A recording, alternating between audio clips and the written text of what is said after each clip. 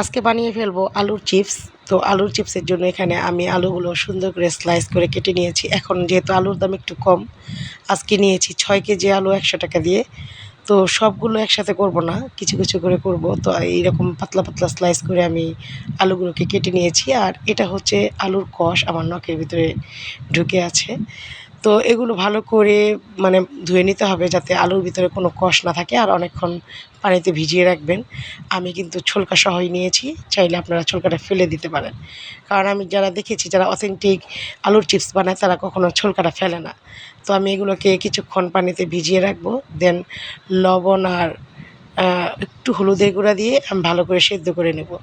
সেদ্ধ করার পরে এগুলো রোদে দিয়ে শুকিয়ে নিলেই তৈরি হয়ে যাবে আলুর চিপস। আর এটার জন্য কিন্তু একটা মশলা আছে, সিক্রেট মশলা, যেটা আপনি চিপসগুলো ভাজার পরে উপরে ছিটিয়ে দিয়ে খেতে পারবেন।